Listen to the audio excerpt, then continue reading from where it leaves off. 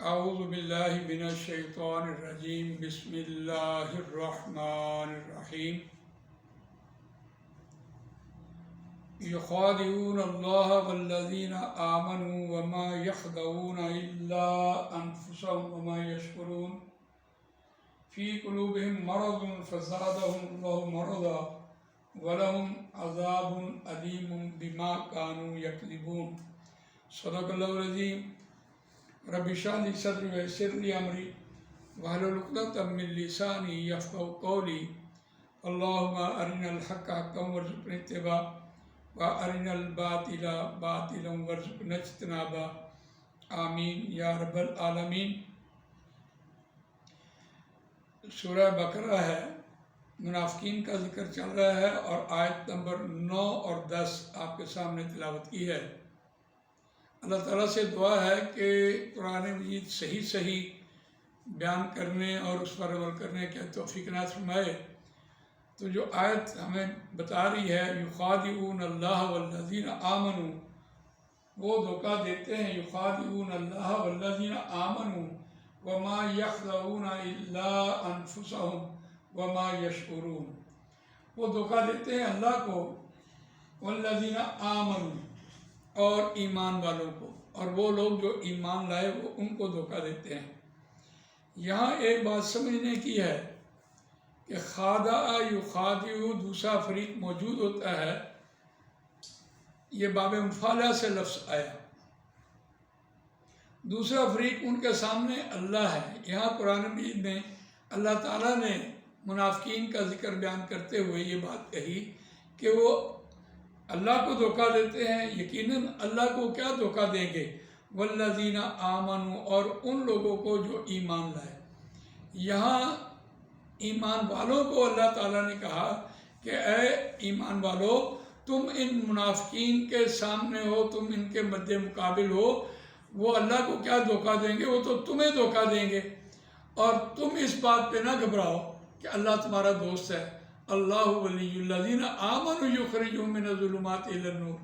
تو تمہارا ایمان اتنا اللہ پر ہونا چاہیے کہ اگر منافقین تمہیں دھوکہ دیں تو یقیناً تم اللہ والے ہو، اور اگر تمہارا آخرت پر ایمان ہو، یقین ہو، تو تم اس سے کبھی نہیں گھبراؤ گے۔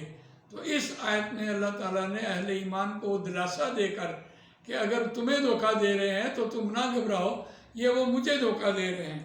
اور آگے دیکھیے وما یخدعون الا انفسهم وما یشعرون، اور نہیں وہ دھوکہ دیتے مگر اپنی جانوں کو، وما یشعرون، وہ تو اس بات کا شعور ہی نہیں رکھتے۔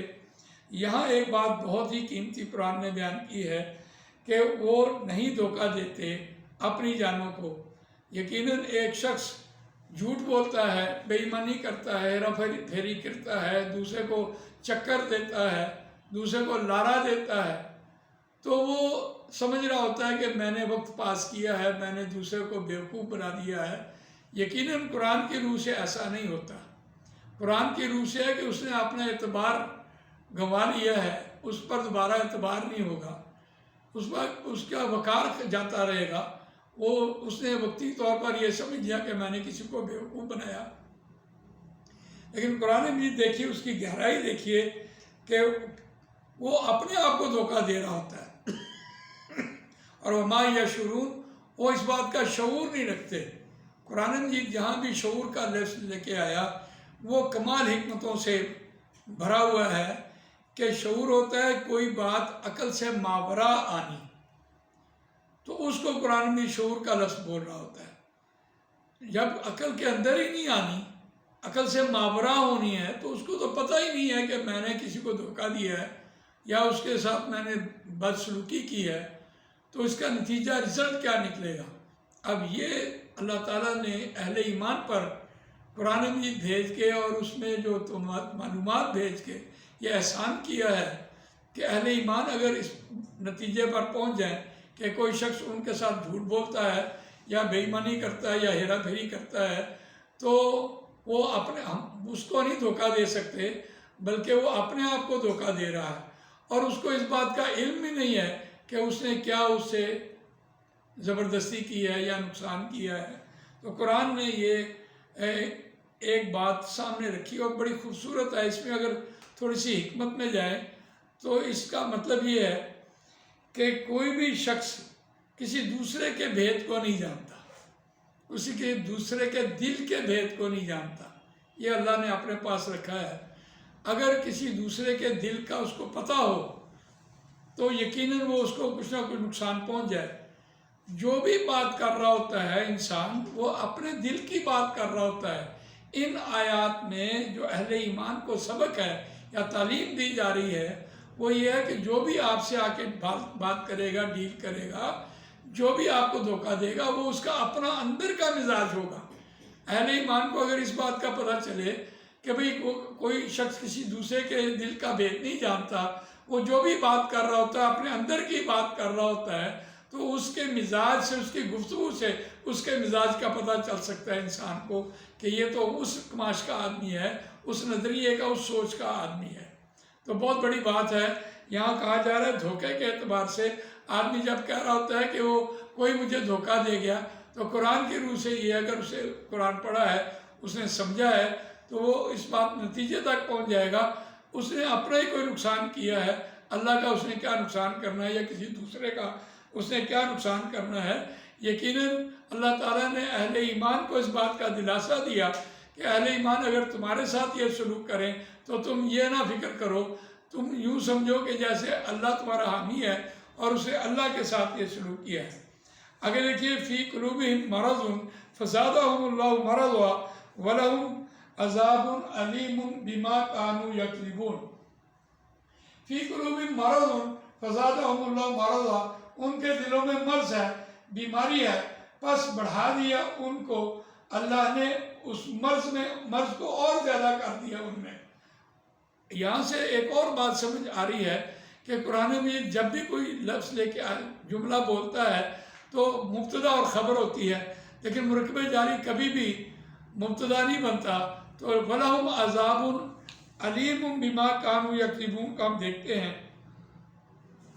تو یہاں جو آیت میں کہا فی قلوبہم مرض، تو یہ بھی مرکب جاری پہلے لے کے آیا، بعد میں آگے بات کی ہے. تو اگر اس کو ہم جملے کو درست کرنا چاہیں تو عربی کے اعتبار سے اس میں خبر محذوف ہے. خبر کیا ہے؟ المرض موجود فی قلوبہم. اب موجود جو ہے وہ تو غائب ہے، وہ تو ہم نہیں کہہ سکتے. اس سے بہت بڑا فلسفہ ہمارے سامنے یہ بھی آتا ہے کہ ہم کسی شخص کو دل میں یہ نہیں کہہ سکتے کہ تمہارے دل میں کوئی مرض ہے، تمہارے دل میں کوئی بیماری ہے. ہم یہ نہیں کہہ سکتے. اس لیے مرکب جاری لے کے آیا.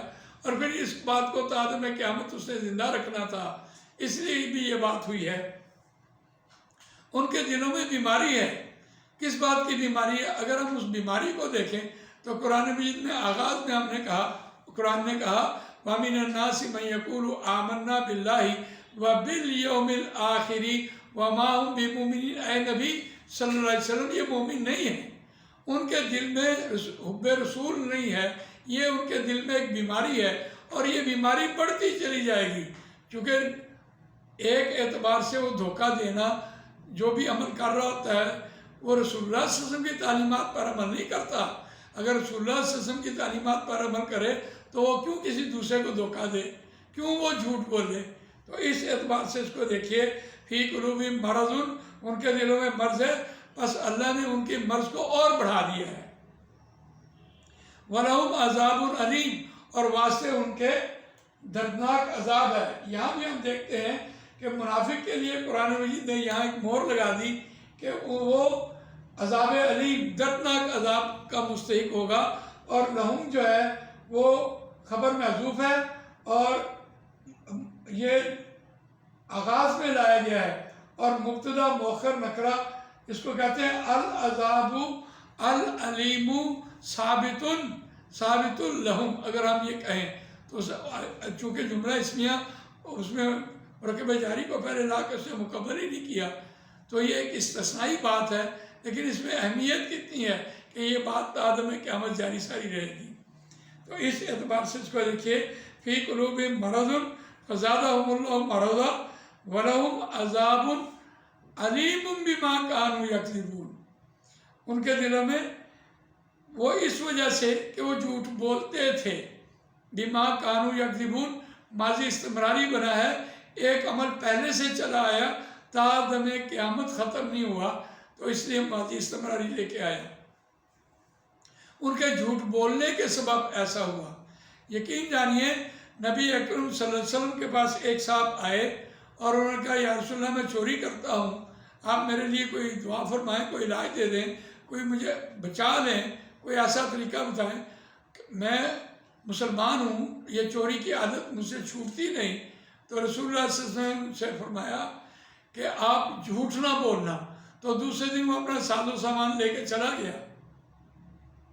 रास्ते में जाते ख्याल आया कि जब कल मुझसे सोबत में पूछा गया तो मैं क्या करके आया हूँ, कैसे मैंने रोज़ी कमाई है, तो क्या मैं झूठ बोलूँगा? इतनी सी बात से उसकी रोज़ी जो है, हराम रोज़ी, चोरी छूट गई। तो झूठ बोलना इतना बड़ा गुनाह है। वैसे भी मुनाफिकीन की जो निशानियाँ हैं वो इसी एक रुकू में बयान हो जाएंगी। मुनाफिक वो होता है जब कभी बोले झूठ बोले, और जब अमानत रखवाई जाए खयानत करे, और जब वादा करे वादा खिलाफी करे, और ज़रा सी बात हो तो आपे से बाहर हो जाए, झूठी कस्में खानी शुरू कर दे। इसी बात को कुरान मजीद ने सूरह निसा के आखिरी यानी यहाँ 5वां पारा मुकम्मल हुआ और वो आयत नंबर बयान हुई है 142, इन्नल मुनाफिकीना युखादिऊन अल्लाह व हुवा खादिऊहुम। बेशक मुनाफिकीन अल्लाह को धोखा देते हैं और वो उनको धोखा देने वाला है। खादिऊहुम इसम फाइल बना, वइज़ा क़ामू इला सलाती, और जब वो खड़े होते हैं नमाज की तरफ, क़ामू कुसाला, वो बड़े सुस्ती से काहली से खड़े होते हैं।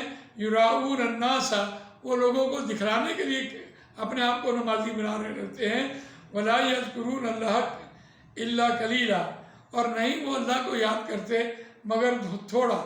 मुज़ब्ज़बीना बैना ज़ालिक ला इलाहा हाउलाई वला इलाहा हाउलाई। ये एक कुरान मजीद ने मुनाफिकीन के बारे में जो रेफरेंस कुरान है उसको देखिए। और आगाज़ में ये कहा गया था कि ये मुनाफिक लोग जो हैं इस दुनिया में मुसलमान कंसिडर होंगे, और अगले जहान में ये मुनाफिक लोग जो हैं काफिरों के साथ होंगे। और इसी आयत में सूरह निसा की उस आयत में 142 नंबर में इन्नल्लाह जामिउल मुनाफिकीना वल काफिरीना फी जहन्नम जमीआ, बेशक अल्लाह मुनाफिकों को जमा करने वाला है और काफिरों को जमा करने वाला है जहन्नम में, सब के सब को। और कौन लोग हैं वो? अल्लज़ीना यतरब्बसूना बिकुम, और जो इस बात का इंतज़ार करते हैं कि आप लोग किसी काफ़िले में गए हैं, किसी मुहिम पर गए हैं, अगर आपको फतह हुई तो हम आपका साथ देंगे, और अगर आपको खुदा न खासा कोई नाकामी हुई तो हम पहले से ही पीछे बैठे हैं। तो ये मुनाफिकीन का यहाँ जिक्र चल रहा था।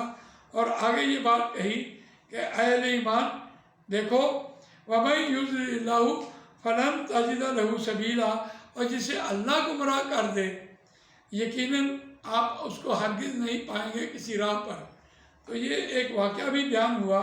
अब्दुल्लाह इब्न उबई ने नबी अकरम सल्लल्लाहु अलैहि वसल्लम की शान के ख़िलाफ़ कोई बात कही और सहाबा के खिलाफ बात कही एक मुहिम में, और तो फिर हज़रत अब्दुल्लाह रज़ियल्लाहु तआला अन्हु दरवाज़े पर खड़े होकर उनका सर कलम करने के वाले से खड़े हो गए थे।